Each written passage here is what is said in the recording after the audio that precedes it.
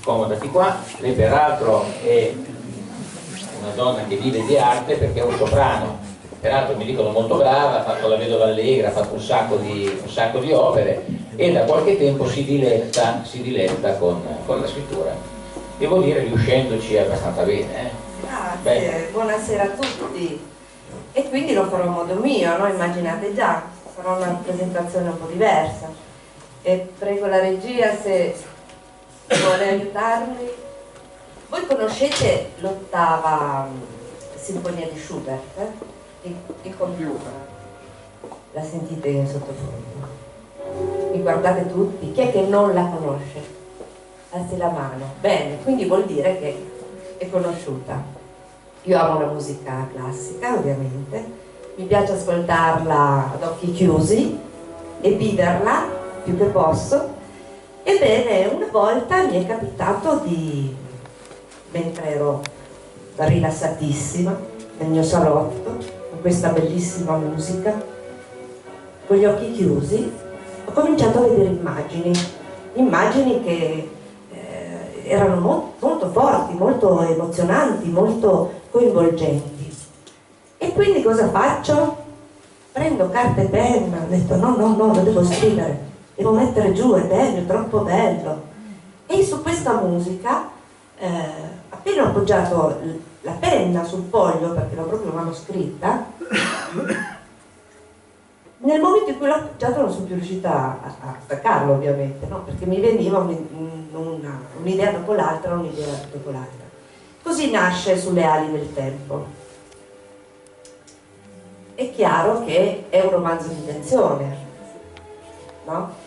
Però tocca dei temi abbastanza forti. In questo mio viaggio introspettivo, ecco, sentite l'intensità, no? Ci sono dei momenti veramente forti e in realtà queste emozioni che io avevo dentro e che descrivevo erano comunque parti della mia vita, erano comunque momenti di dolore, momenti di passione, momenti di gioia, momenti di forza, momenti di debolezza, no? Momenti comunque molto emozionanti. E quindi ora vi dico più o meno, devo fare attenzione perché è un libro pieno di misteri e quindi devo fare attenzione, non svelare, esatto. Quindi sono stata brava e me lo sono scritto.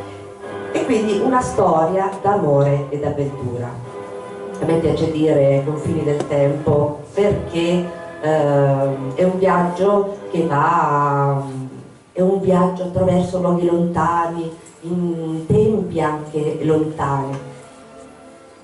Ebbene, il protagonista, Kevin, è un ragazzo con un'infanzia difficile. All'età di 11 anni muore il suo papà, la mamma è una donna molto bella ma molto viziosa, ama la vita mondana, ama il lusso, ama divertirsi, ha anche diversi amanti, insomma.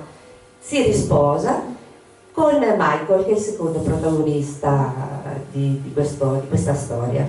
Un personaggio cupo, un personaggio misterioso con un passato molto violento, ma di cui nessuno sa nulla. E quindi inizia la storia. Siamo nell'Irlanda degli inizi dell'Ottocento, Kevin ha ormai poco più di 20 anni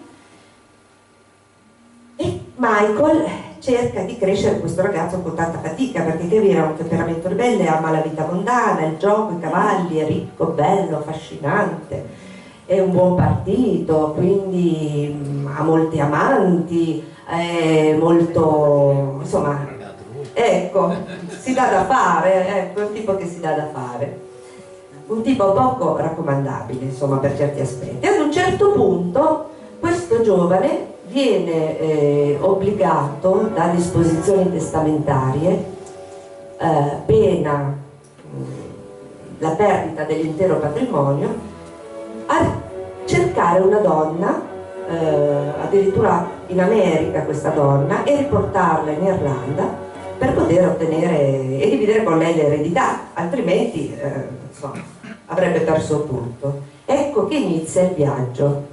È un viaggio pieno di sorprese, è un viaggio in cui conoscerà Egan, che è un antagonista molto forte, un pazzo sanguinario.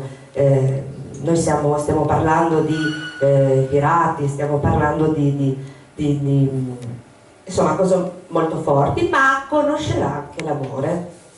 Ecco, io mi fermerei a questo punto, perché tutto il resto è tutto da svelare, e quindi regali questa suspense. preferirei finire qui. Ecco, è sicuramente emozionante, dalla prima parola all'ultima. Voglio solo chiudere con un dettaglio che mi ha colpito molto. Questo manoscritto che io ho è segnato in alcune pagine dalle lacrime.